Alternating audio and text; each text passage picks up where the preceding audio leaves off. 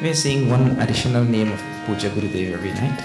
We'll chant some of the previous names now and we'll add one more tonight. These names are very simple. You all can also join in repeating them. Om Paramaya Namaha.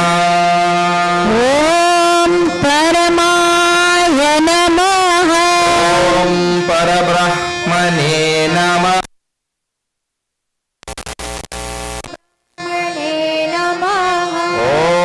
Pavanaya Namaha.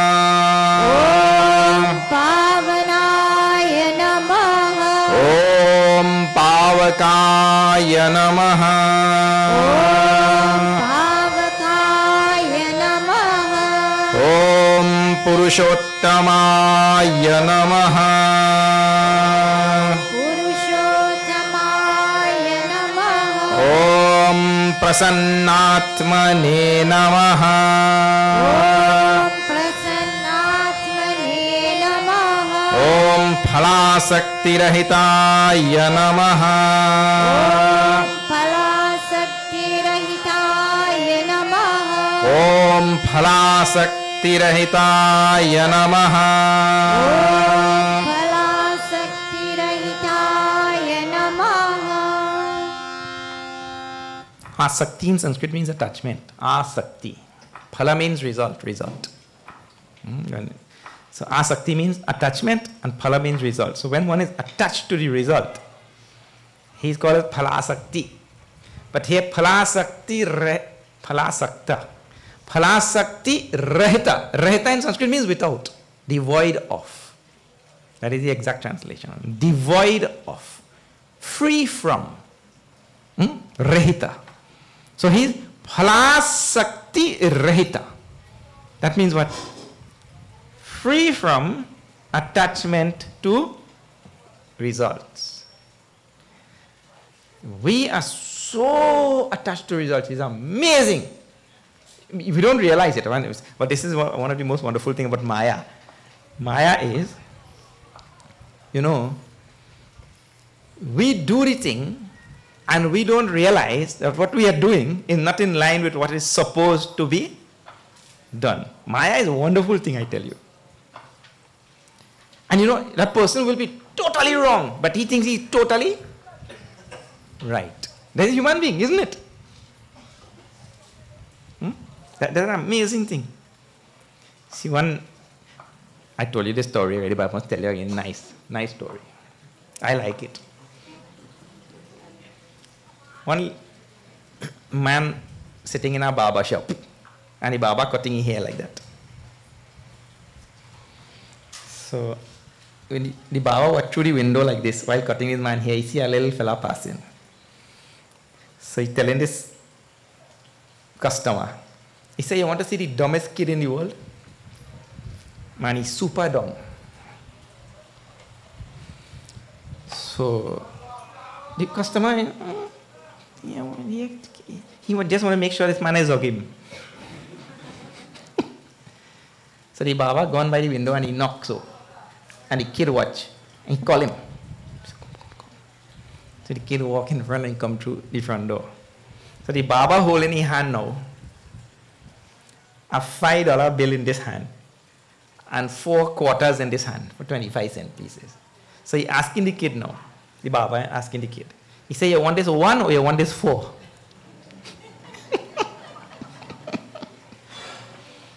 The little fella grabbed the 4 and he run away. So the barber telling the customer, "I see how dumb, how stupid this kid is. He's the stupidest kid in the world. Because this is 1 and this is 4. He thinks 4 is more than 1. So he take the 4 and he run away." So the customer also thinking, well, this kid had to be really stupid. In Trinidad, we say stupid. After the customer was over cutting his hair and all that, he went out. And he saw this kid coming out from a ice cream shop, licking an ice cream. He take the 4 quarters and he buy ice cream. So the customer stopped the kid and he said, "Man, what happened?" In the next hand, he had a $5 bill. So you think this 4 quarters is more than the $5 bill because it's 4? Why you take the in the 4 quarters and leave the $5 bill. Here the kid. Let me tell you something. The day I take that $5 bill, this game over.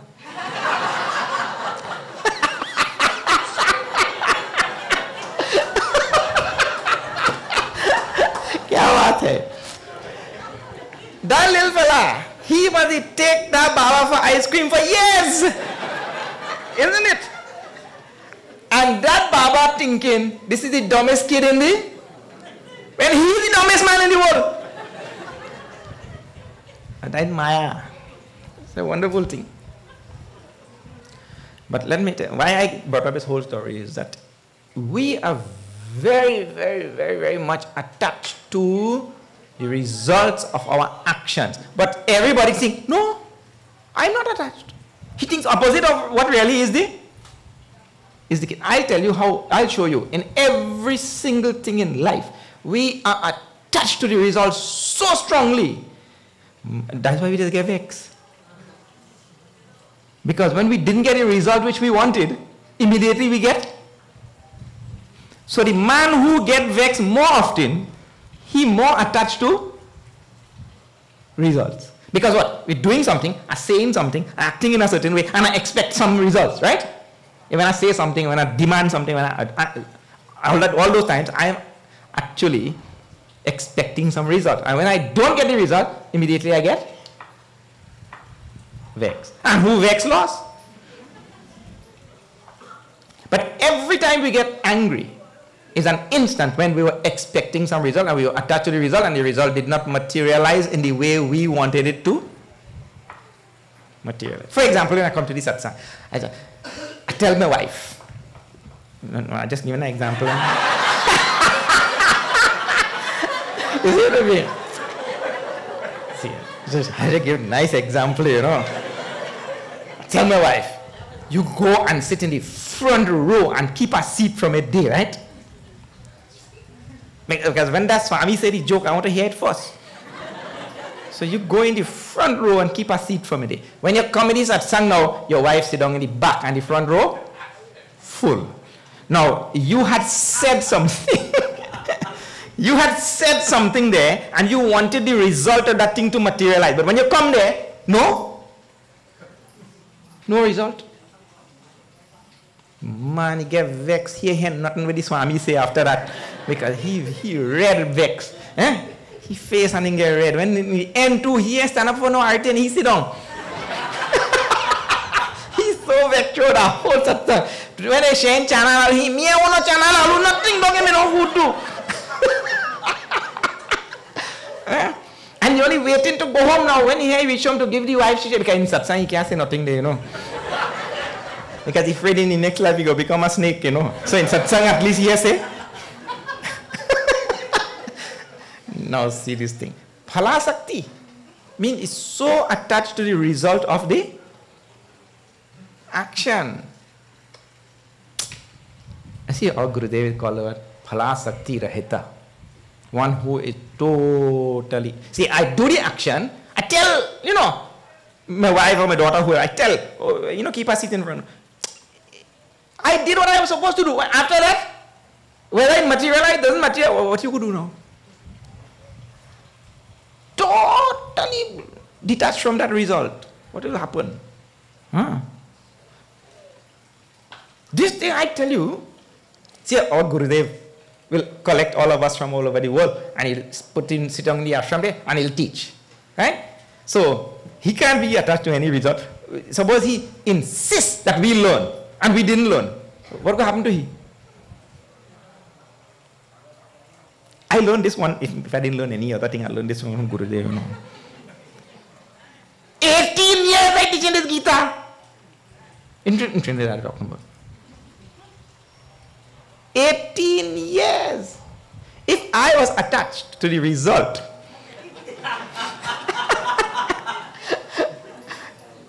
I would have been dead. It means to say, I just teaching. Who learn? Who don't learn? Who learn? Doesn't learn? Doesn't learn. It means to say, we are trained like this. You just do your work and let the result take care of it. This is the teaching of Bhagavan Shri Krishna is teaching to Arjuna in Gita. And Gurudev was an embodiment of his teaching. This is how we are supposed to do our work. You came here and Bhagavan gave you a little duty in your life. You just do your duty. Let the result be whatever it may. And that person lives a very happy life. Whoever can live like that, I tell you, his life will be free from all stress and strain. And otherwise, wholly you have to go to stress management class.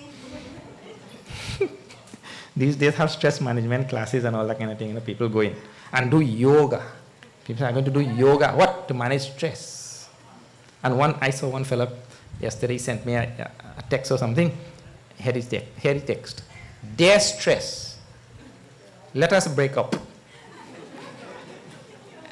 He asking stress, let us break up. Because everybody married to stress.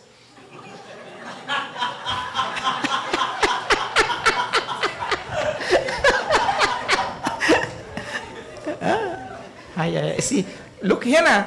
I don't have to make up no lecture, people are sending from NTEX whole day.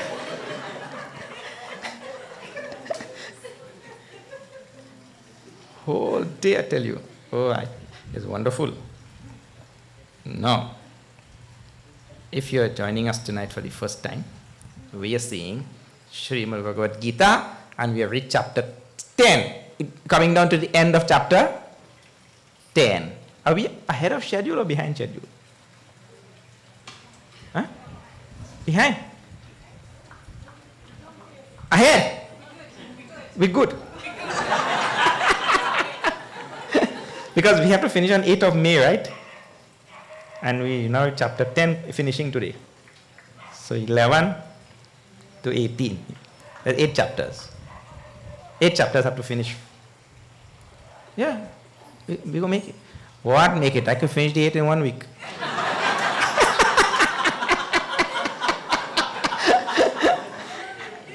Okay, then that is true also. Kavina Mushana Kavihi, number 37. That is where we are, right? That's where we reached. Now see, that means to say we have to start from number 38.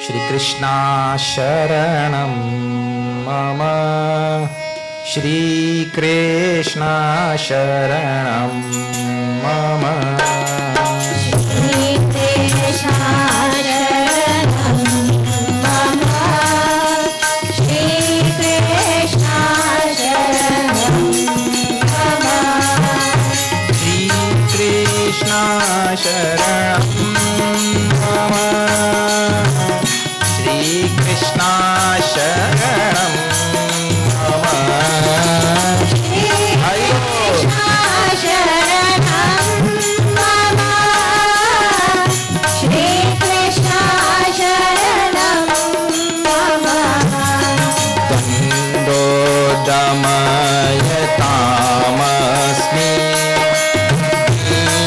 Tirasmi Jigishata. Shri Krishna Sharanam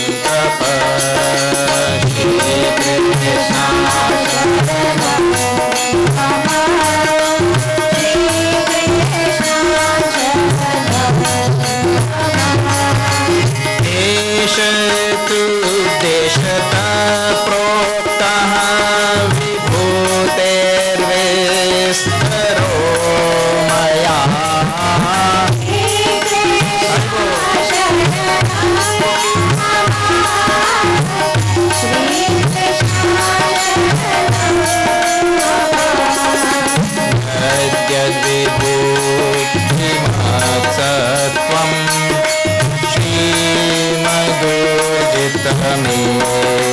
वा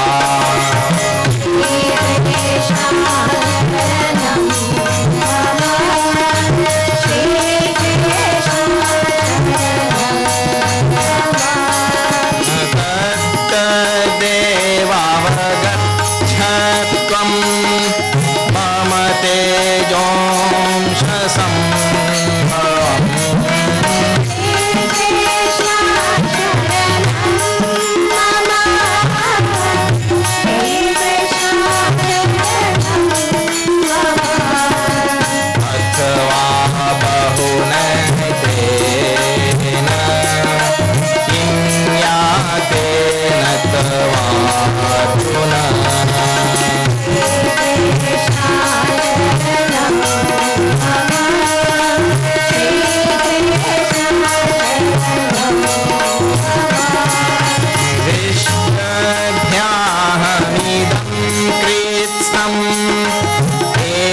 एकांशेन स्थितो जगत्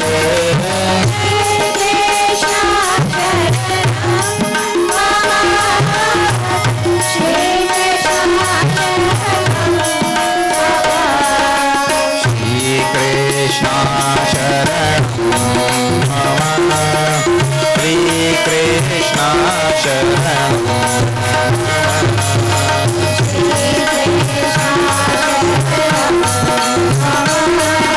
श्रीकृष्ण शरणं बोले वृंदावन बिहारी लाल की जय. Vibhuti Yogo Nama. I have explained this in a few days before when we started, several days since we started this 10th chapter. Vibhuti means the glories, Mahatmyam. That is the other word. Bhagavan himself uses that word. Greatness, glories. It means the same thing. Like, have you heard Shastras and all, some name? Devi Mahatmyam. The glories of Devi. Like that you have heard. Mahatmyam. Greatness, glories, Mahima, all these words. Mahima also. So this is the greatness and the glory of Bhagwan, and he is demonstrating and he is explaining his greatness. Now I told you last night also that, listen, for the one who has the right eye, who can see well, there is no dearth of glories of Bhagwan. You will be able to see the glory of Bhagwan in anything. He who doesn't have the proper eye, who blind, when we talk about blindness, spiritual blindness, Bhagwan Shri Krishna talks here in this Bhagavad Gita, in the 5th chapter, like Bala. Bala like children. Children really don't know anything, isn't it? Children are living in the house, they don't know how their mother and father are getting money to buy food for them, isn't it? What do they know? They don't know. You know, little children. All they know is, I get food to eat. He doesn't know how food is coming. So Bala. So in the very same way, children in spirituality, we really don't see any of the greatness and the glory of God. But one who has really grown spiritually and he has developed the right eye, he will be able to see Bhagwan's glory in every single thing. He himself will tell that just now. So this is his chapter. So Bhagwan is giving some demonstration of his glories and different things. He says, in the verse we are supposed to see today, Dando damayatam asmi niti rasmi jikishatam. That is where we have to see from today. Na? Then I am, damayatam asmi. Damayatam means, and this is a very important thing, Damayata is one who is in charge of or desirous of punishing. Now see, this is coming in Gita, punishment. In this world and in human society, in the world and in human society, there are two types of punishment. One type of punishment is that which is determined by a civil society to be the just and fair punishment for a transgression, right? That is one type of punishment. The other type of punishment is punishment which is built into the structure of the universe by the law of karma. So if you escape the first one, well, don't think that, you say what passed you didn't miss you. What missed you didn't pass you. Like that? It means to say, if you escape the first type of punishment, which is put in place by society, by civil society, which is the law, which you can escape. If you have enough money and a good lawyer, those are the ones who get off, right? So, you could escape the civil law, the society law, but you can't escape the law of karma. But punishment is built into the structure of the universe. So, punishment is part of what the universe is all about, whether it is put in place by man themselves or whether we leave it to the law of karma. Punishment means what now? It means having to suffer, and this is a simple thing, having to suffer pain which you inflicted on the universe. We all go on inflicting pain on the universe in some form or the next. And please remember, the universe is tuned to perfection. Tuned to perfection. It means to say, if I caused 10 units of pain on the universe, I will have to suffer 10 units of pain. And you can't escape. That is the idea. Because pain is the thing which we do not like. That's why we say,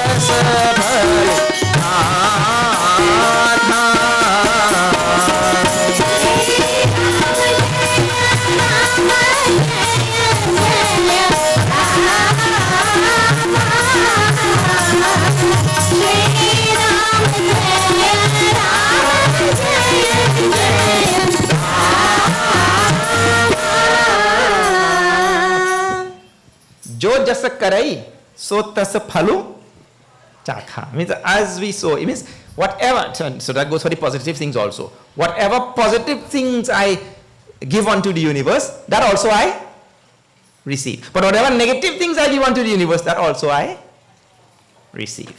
And it is tuned to perfection, as I told you.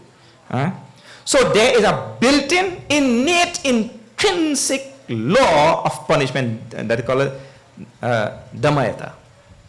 And nobody could escape. Bhagavan says, I am the rod. I am the rod of punishment. The rod which is used for, the rod means that thing which brings pain, isn't it? And therefore you see, in the old, see, Bhagavan himself is an easy rod. Have you heard in English? Don't spare the rod and spoil the, where the word rod come from? Right here. Yeah.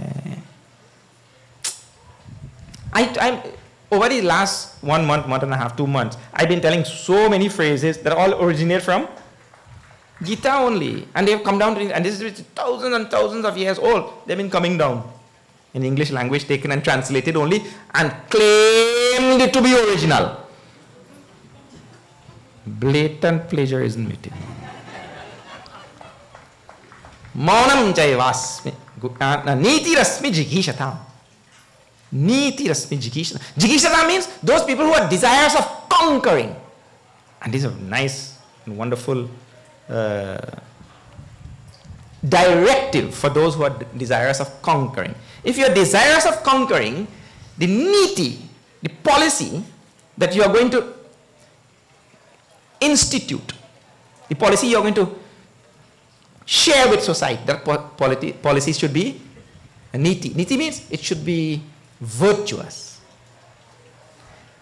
So the idea is, it is okay to conquer. Anybody who wants to conquer. But you should, see, let us say, this is my kingdom, this is my community, and there's a community on that side of the ground, there is another kingdom, right? And I desire to conquer that kingdom. My policy should be much better than that policy. Otherwise, don't conquer. That is papa. It means to say, I should be able to provide to that community something much better than what they have at this moment. Like one native asking one European, when the European conquered the natives, right? One native asking the European, he said, so if a person don't know about hell, he doesn't know anything about sin and about hell, the native, right? He said, that person doesn't know anything about hell and about sin and all.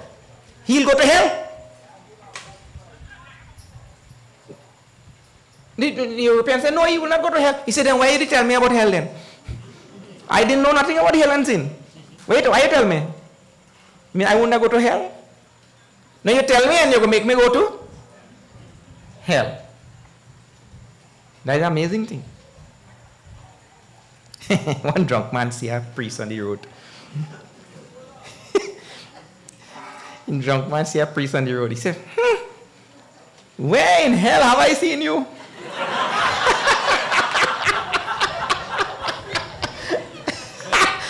Well, here the priest, I don't know, from which part of hell do you belong? These drunk people are the most funny, I tell you. Anyway, so those people who conquer, who are desirous of conquering, I am the niti, which is there, and it means to say they conquer only with, this is why a person should conquer, only with the intention that I could hand something better to the conquered. Otherwise, if I cannot hand something better to them, that means I am conquering only for personal desire, personal power aggrandizement. That is pap. You only conquering to amass power. And that's what goes on in the world today. So niti rasmi jighishata maunam chaivasmi guhyanam.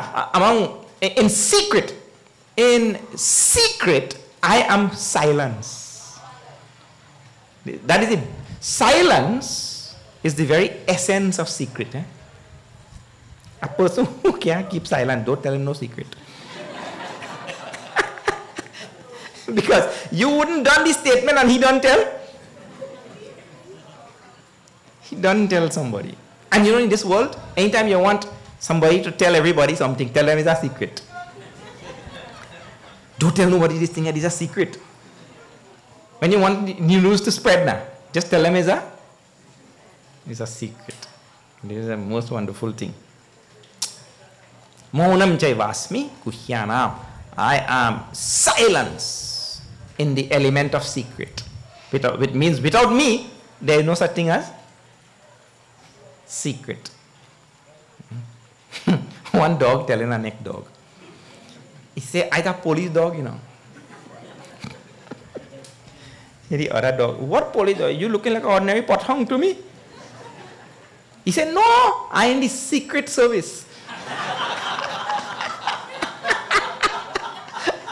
Undercover dog. Undercover police. So, anyway, secret requires silence. And one who is able to keep silent very well could keep secret very well. Yet, Maunam Chaivasmi Guhyanam Jnanam Jnanavatamaham. This is the most wonderful thing. Everybody with jnana, with knowledge, should always remember Bhagwan is that knowledge. You know, you should not take claim to that, you know, I have this knowledge, that knowledge, and I am so proud of my knowledge. I acquired that knowledge. The knowledge is Bhagwan only, and Bhagwan is all pervasive. In the Taittiriya Upanishad, he says, he is Satyam, Jnanam, Anantam. Brahma, that absolute reality, Brahma, is called Anantam, limitless, but he is Jnanam. He is himself knowledge. If you have any knowledge, that is why you see, in Hinduism, we have always praised knowledge. We have always praised knowledge, because knowledge is really the manifestation of Bhagwan inside of us. So the more we can acquire knowledge, the more we'll make Bhagwan manifest. And there are many people in this world who come and they don't care anything about acquiring any knowledge at all. Just come and sit and watch. So we never let Bhagwan manifest in our heart. We stifle him. And here, the best, in the same chapter we saw, among the knowledges of the world, which you have physics knowledge, mathematics knowledge, chemistry knowledge, geography, biology, history, all different type of knowledge, right? He says, Adhyatma Vidya Vidyanam. I am Adhyatma Vidya, the knowledge of the Adi Atma, the indwelling self. That type of knowledge is real knowledge. Yet Jnatva, having known which, there is nothing else to be known in this world. Otherwise, if you go to try to learn every individual thing in this world, every individual object in this world, there is no end. If you go to try to learn how many different types of lakes and water bodies and rivers and ponds and streams and rivulets and brooks and what, you will finish? Easy thing. Just learn one drop of H2O. You just have to learn what is that H2O. After you learn that, well, then you know the content of all rivers and brooks and streams and ponds and everything in lakes, and what different they will be. Only one could have alligator and one won't. But the essence of that thing will be water only. This is what we are talking about in Shastras. So Bhagavan says, I am the knowledge of those who are knowledgeable. Remember this thing. He himself is the knowledge. So the more knowledge we acquire, the more we are making Bhagavan manifest in our heart. That means we should never stop learning. That is the idea. Yacchapi sarvabhutanam bijam tad aham Arjuna. Oh Arjuna, that whatever is the seed of all things, the essence of all, the beginning of all things, the initiator of all things, the very seed of all things, I am that. If you think anything originates from anywhere, anything has a beginning anywhere, I am the cause for that thing to begin. I am the very seed of all things. He said, Natadasti vina yat syat maya bhutam characharam. Nothing living or non-living, sentient or insentient in this world is devoid of me. It means I am the very essence of all things. Nothing exists in this universe without me. We saw that in 7th chapter also. Matta parataram na anyat kinchidasti odhananjaya. There is nothing other than me, Bhagavan says in 7th chapter. Here, same thing again now. Natadasti vina yat syat maya bhutam characharam. Characharam means living and non-living things. Right? Nothing in this world which exists without me.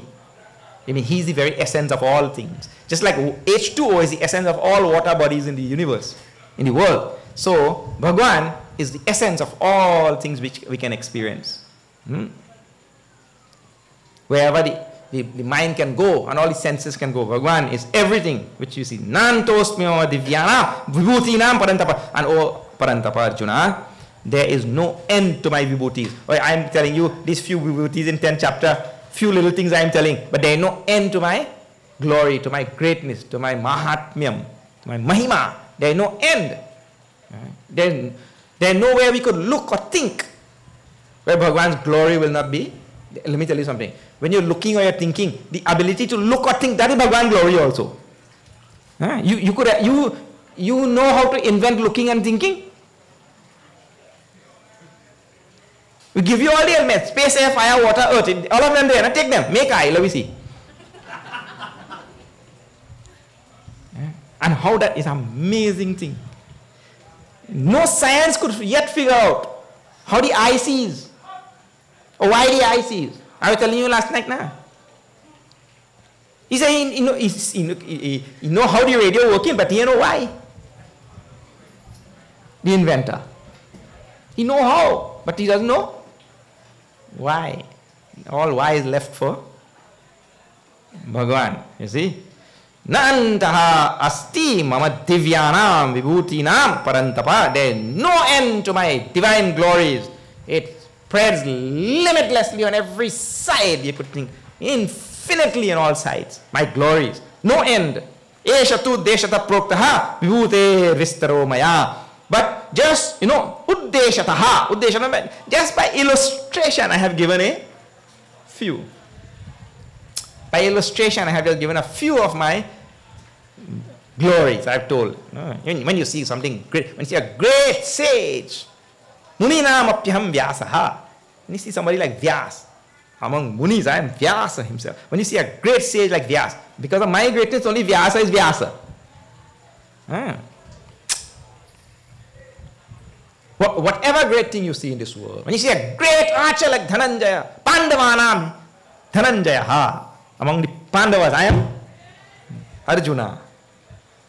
When you see a great archer like Arjuna, his greatness, only from me he got that greatness. My glories in all things. Esha tu deshata proktaha vibhute vistaro maya.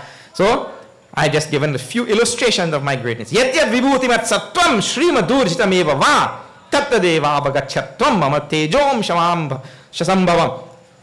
It means to say, wherever you see any great thing in this world, yatyat vibhuti, when you see wealth and affluence and prosperity and all such things, vibhuti mat sattvam, Shrihi, beauty and again wealth. When you see Shrimat, actually, prosperity. If you see this prosperity anywhere, or you see glory anywhere, Shrimat, or wealth, or any such thing anywhere, Urjitam. Urjita means victory, or Urjita means greatness, any such thing you see in the world. Please remember, Tattadeva avagachatvam. You understand, avagachatvam means you understand that Mama tejom shasambhava. It is only a small fraction of my. Any great thing you see in this world. Now see, all of this is meant to take your mind again and again to Bhagwan, again and again to God. Again, let the mind become suffused with divine glories. And that mind will then merge with Bhagwan. That is called Vibhuti Yoga. Yoga means to unite. That mind will merge into Bhagwan. Athava bahu naitena kimnyatena tavarjuna. Vishtabhyahamidam Krishnam Ekanshena Stito Jagat. That I stand supporting this universe, Vishtabhyahamidam Krishnam. I stand supporting this entire universe, Krishnam Jagat, the whole universe. What? Ekanshena. By one fraction, one tiny fraction. Eka Ansha. It means what you can see with your eyes and think with your mind is but one minuscule fraction only of Bhagwan. You know what Tulsidas has written? On one eyebrow of Bhagwan Ram.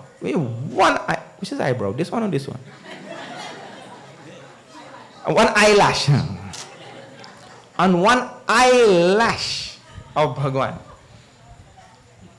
On one eyelash, there are countless universes which you can't even count on one eyelash. You can imagine what is the meaning of infinitude?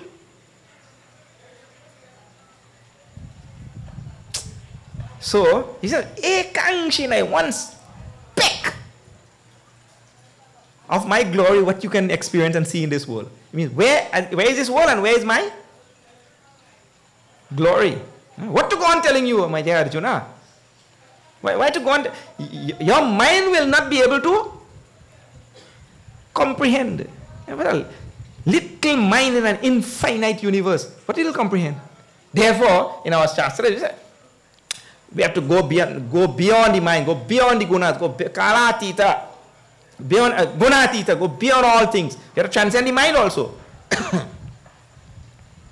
That mind has to be placed in the Atma and let it dissolve. Atma samstam manakritva nakinchit api chintet, we saw in 6th chapter. Na? That mind will not be able to comprehend God. Like the salt doll trying to comprehend the ocean. What will it comprehend? The salt doll has to dive in. When it dives in to find out what the ocean is, then what happened?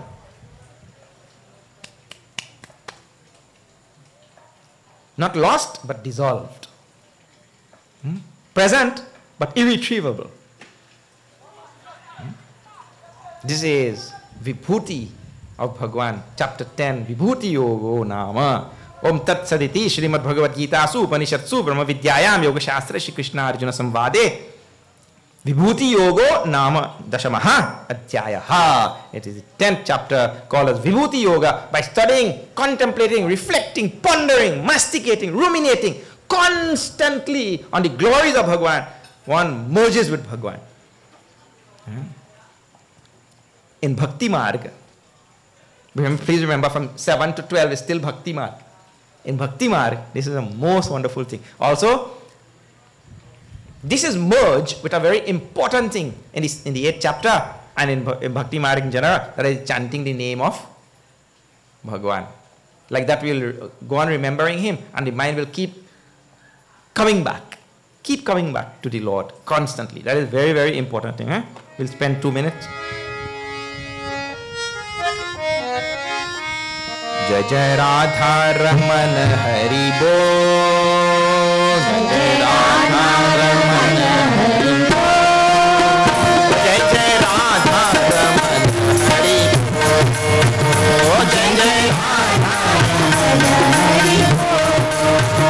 Jai Jai Radha Raman Hari Bol. Jai Jai Radha Raman Hari Bol.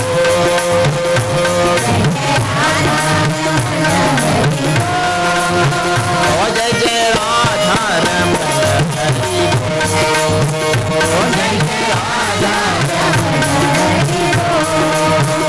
Jai Jai Radha Raman Hari Bol. Jai Jai Radha Jai Jai Radha Raman Hari Bol.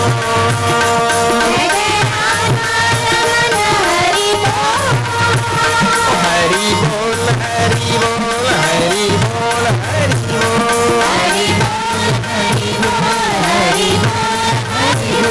Jai Jai Radha Raman Hari Bol. Jai Jai Radha Hari Bol.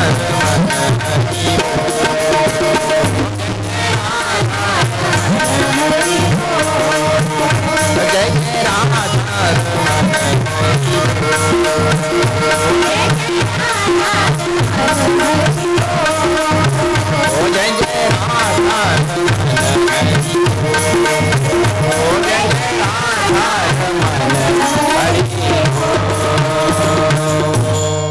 Vrindavan Bihari Lal ki Jai. Just ends the 10th chapter, and now we move into the 11th chapter. It starts with a few verses by Arjuna himself. Now let us see those verses. Arjuna Uvacha.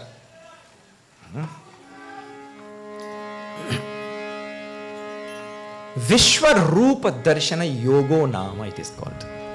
Vishwarup means in this chapter Bhagwan is going to give Arjuna. Just now I was telling you, see, with our little mind and these two little eyes and these two little ears, really we cannot comprehend anything of God. God is infinite, and with our finite mind and eyes, what we'll comprehend. So Bhagwan is going to, in this chapter, he is going to give Arjuna divine eyes. Divya Chakshur Dadami Te. I am going to give you divine eyes, and with those divine eyes means the inner eye, not these eyes, inner eye. And Arjuna will be able to see God in, of course, that also, not in everything, because the limitlessness you cannot see. But he's going to see God in so many various manifestations and so many various glories of God. He's going to see with those divine eyes later in this chapter. Now Arjuna speaks to Bhagwan. Arjuna Uvacha Shri. Shri Krishna Sharanam Mama. Shri Krishna Sharanam Mama. Shri Krishna Sharanam Mama. Shri Krishna Sharanam Mama. Madanagrahai Paramam Bhuhyamadhyatma Sangetam.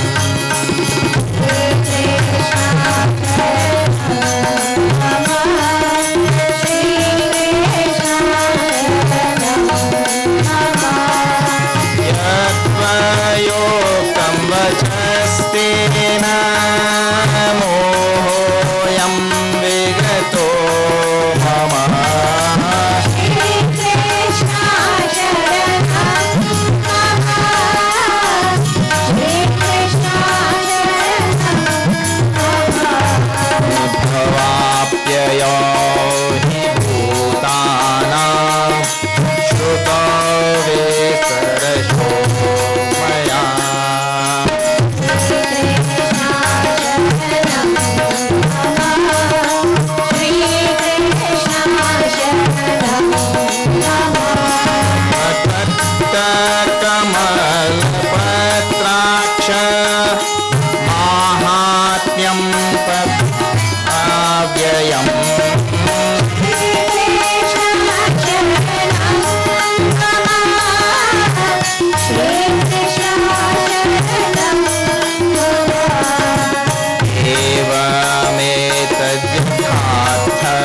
Swami Parameshwara.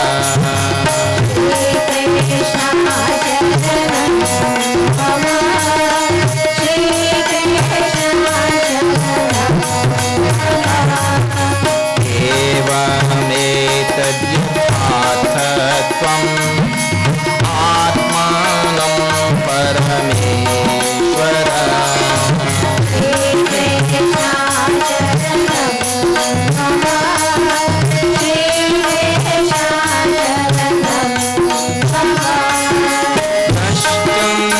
Nashtam te rupam Aishwaram Purushottama.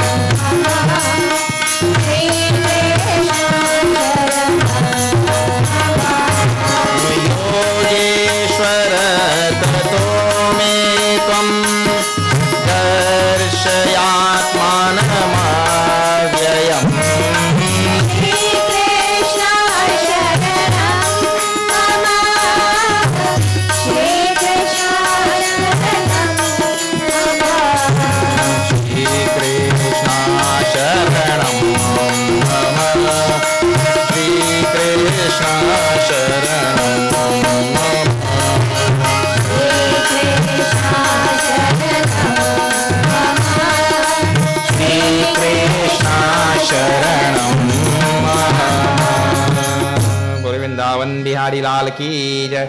Arjuna uvacha madanugrahaya paramam. This is one pada in Bhagavad Gita which has one extra syllable. Bhagavad Gita is written in meters. Every pada, every verse, which if it comes in Anushtup, has exactly 32 syllables. And if it comes in Trishtup, has exactly 44 syllables.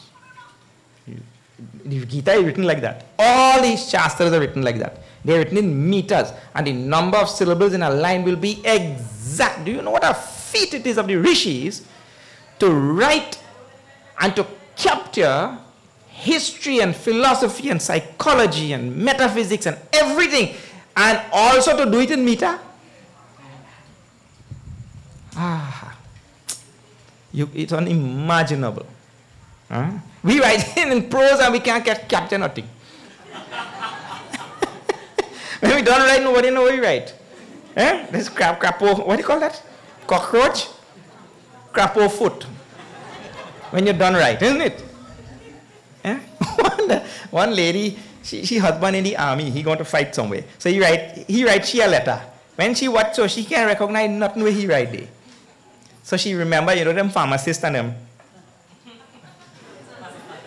But the doctors, how did I write? And the pharmacists, I read that too. Right? So she remembered that this pharmacist and never read anything. So she carried by the pharmacist and tell him, see if you could read that day for me. The pharmacist watch it. He go in the back and he bring a bottle of medicine. He said, that'll be $20.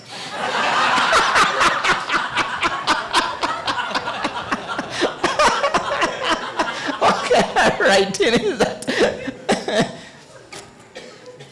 When we write that like that thing, I mean, God knows what that means.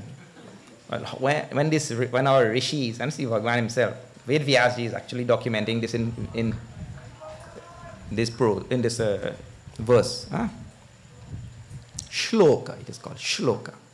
Ved Vyasji is putting a shloka form. So that has all put, but this one syllable extra in this pada in Bhagavad Gita. And you know what it demonstrates? I'll tell you something. See, whole of Bhagavad Gita, perfect.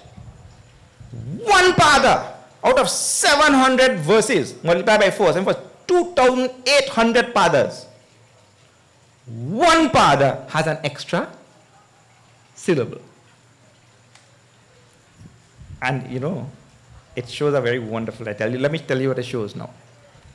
The verse, when Bhagavan speaks, it is Shri Bhagavan Uvacha. When Arjuna speaks, it is Arjuna Uvacha. Before this verse, who speaks? Arjuna Uvacha.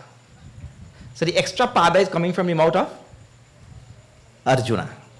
Isn't it? It is not coming from the mouth of Bhagavan. It is coming from the mouth of Arjuna. And the idea is, the Jiva, Arjuna, is not perfect. Bhagavan is perfect. If it's coming from the mouth of Bhagavan, it will never have one syllable more. But it's coming out from the mouth of Arjuna. So that is to show Bhagavan is perfect and the Jiva is never. He can always make mistakes. That's what the Jiva do. The Jiva always making mistake. That's an amazing thing. So that is just symbolism, you see. Coming from the mouth of Madanugrahaya Paramam. Guhyam adhyatma sangitam yatva yoktam vachastena mohoyam vigato mama. Mama mohaha vigataha. Arjuna says, Prabhu. Now see, this is a nice verse. I like this Arjuna's confession. What? In the beginning, when Bhagavan and Arjuna started on this journey, on this battlefield of Kurukshetra, that time, until that time, Arjuna had considered Bhagavan to be his friend. They were just, what you call buddy, padna. In Trinidad, let me say padna. No, let me tell you something. You all know, all of you have friends in your life, right? You don't take your friends seriously. Anybody else take their friends seriously? When he says something, you say, why you don't shut up? Where you know? You don't take your friends seriously? Anybody? You give them one tappar, you sit down there. Sometimes they give you a tappar, you shut your mouth. Isn't it? When they watch that side, he has something on the plate, you take it and eat it. That will come just now. Arjuna in this chapter will also apologize to Bhagavan for all the things he did, thinking him to be only a friend. Thinking Bhagavan to be only a friend, he would have done so many bad things to Bhagavan. He poke him. He's sleeping, he's going to poke something in his ears. You know, you do people that, nah? Especially when you go to camp. People in camp. Yeah, put toothpaste on all over their face. And one man, they shave out one side of the eyebrow. And he get up, he walking about happy, jolly, and everybody laughing. What are you laughing for? That's what friends do. So Arjuna and Bhagavan started off like that. But now in the 11th chapter, he says, Prabhu, for my benefit, mad anugrahaya, for my benefit, you have revealed to me guhyam adhyatma sangitam, the most supreme secret of this universe about adhyatma jnana, knowledge of the Atma. For my benefit, you have revealed. And yatvaya uktam vachastena mohoyam vigato mama. And by that revelation which you have given to me, all my delusions have gone away. And he says, evam etad yatha atha tvam. It is exactly as you say. In other words, Arjuna has moved, let's a few verses down. Arjuna has moved from recognizing Bhagavan as a mere friend to recognizing Bhagavan as Purushottama, the Lord of the universe. There is a transition that has taken place from chapter 1 to chapter 10. And he's confessing now in the beginning of chapter 11. Bhavapyayo hi bhutanam shruta vastarasho maya tvatta kamala patraksha. He calls him Kamala Patraksha, means the lotus-eyed ones. Bhagavan's eye is like lotus. No, see, in the beginning, he didn't call no lotus eye and thing, you know. Your friend, you ever called your friend lotus eye? You're calling no friend no lotus eye. No, see, how he has become now reverential. For the first time in chapter 11, because up till chapter 10, when Bhagavan revealed his glories and his mahima, vibhuti and all, Arjuna has now become reverential. He calls for the first time, Bhagavan is lotus-eyed. Kamala patraksha mahatmyam api cha avyayam tvatta. From you only I have heard, Shrutau. I have heard today about your glory, your greatness, your immortality, of God means the eternity of God. Avyaya means imperishable nature of God. From you only I have heard. And from you only I have heard that in detail. Vistarashaha means elaborately I have heard from you. See, for Bhagavan it's not elaborately, but for Arjuna it is. Because the Jiva's mind is so little, it can only take so much. For Bhagavan, he himself said, that is only one eka ansha, speck. But Arjuna, the same with Bhagavan called a speck. Arjuna is saying, elaborately. You see the difference in Jiva and Ishvara. Bhava apyaya hi bhutanam. You are the beginning and the end of all beings. It means because of you all beings come into manifestation, and because of you all beings go out of manifestation. And I heard this directly from you. And eva etad yatha atha tvam atmanam parameshwara, O Parameshwara, O Supreme Lord of the universe. See how he's calling him now. Supreme Lord of the universe. It is exactly as you say. I mean, now Arjuna has full faith in Bhagavan. As you, because in beginning, when Bhagavan was telling, stand up and fight. Arjuna said, no, I want to run away. I mean, he wasn't believing anything Bhagavan saying. But now, full faith has come. It is exactly as Drashtumichamite Rupa. Now, Arjuna, see one thing about, let me tell you something. The truth is, when any foreigner come to Trinidad and you take him to try a doubles, he want to go back the next day too. Is that true or not? So all them foreigners come to the ashram. When we take them to try doubles one day, next day they want to go back. Because man, on this earth it has nothing tasting better than doubles. I take one man, I had a yajna in Portland, Oregon. So he gone with me in that yajna, Trini. We coming down the highway. You know, you're speeding down the highway 70, 80 miles per hour, right?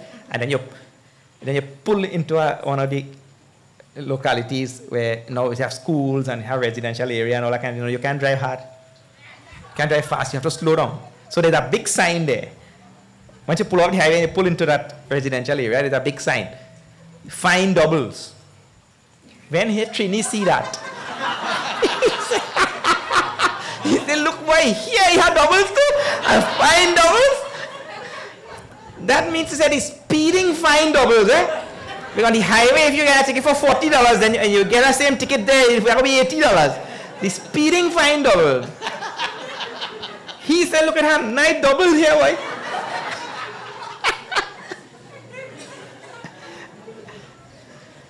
You see, at Trini, you could take a Trinidadian out of Trinidad, but you can't take the Trini out of the Trinidad. Any sign he see, they interpret that. One judge asking a man, but why you park up there? You're not supposed to park there. There was a sign there. He said, Your Honor, that is why you park there. The over there said, fine for parking.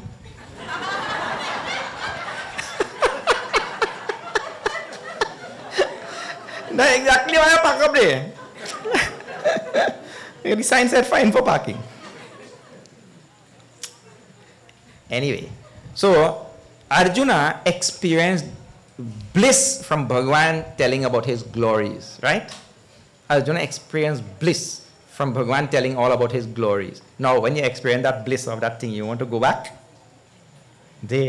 So he said, Prabhu, look here. It is exactly as you say, and by you giving me knowledge of this Atma, my delusions have gone away. Now please pay attention to this. Just now we saw that in the first verse of the chapter. It says, Moho ayam vigataha mama. My delusions have gone. In the 18th chapter, Nashta moha smritir labdha. Nashta moha, my moha has been removed. So here he is saying his moha has been removed, and there again he is saying his moha has been removed. So if his moha is already removed, then what is the need for Bhagavad Gita now? Gita could stop here. If your delusions have gone, delusion means ignorance here. If illusions have gone, if ignorance have gone, then Gita could stop now. So when Arjuna says, my delusions have gone, here he is speaking from a relative standpoint. In second chapter, he says, I surrender to you. In 18th chapter, Bhagavan is telling, now surrender to me. But Arjuna, Bhagavan, I don't surrender to you in second chapter. You know. So you see, when you see things like this in Bhagavad Gita, you have to understand, in second chapter, Arjuna just surrendered his intellect. In 18th chapter, he has to surrender his total ego. When Bhagavan says, surrender to me, he means surrender the ego. Because a person can surrender only his intellect. I can surrender, people know about surrender good. All them husbands, when they get a salary, come and surrender to the wife. Surrender. He had all kind of surrender in this world. Right? So in second chapter, so here also when Arjuna says, my moha has gone, he means to say, my delusion regarding you as an ordinary being. That delusion has gone away. And now he tells, Drashtumichhami te rupam aishwaram purushottama, O Purushottama, I am desirous now of seeing your aishwaram. Aishwaram means your majesty, your glory, your greatness. Just now I heard from you. Now I want to see your glory. Not only here, Manyase, and Arjuna is so respectful, so wonderful now. In there, he was giving Bhagavan discourse, you know. The jiva who blind like a bat in the daytime. In first chapter, he giving Bhagavan discourse. He telling Bhagavan what is right and what is wrong. Now, see his respectful and reverential nature now in this 11th chapter. Manyase yadi tat chakyam maya drashtumiti Prabhu. Oh Prabhu, if you think it is fitting and I am capable of seeing your glory, if you think it is fitting, Oh Yogeshwara, and he calls him so many wonderful names, Prabhu, Yogeshwara, Lord of all yogas, Tataha, then, only and then, Metram Darshayatmanam Avyayam. Darshaya means, you please show me. If you think I am worthy of, so much reverence is there now, isn't it? All friend things and all. Friend don't talk like that. Oh, my dear friend, if you think I am worthy, you please lend me $5. Any friend that talk like that? Oh, look, Arjuna wants to see his greatness, see his glory. Bhagavan will grant Arjuna's request. We'll find out tomorrow.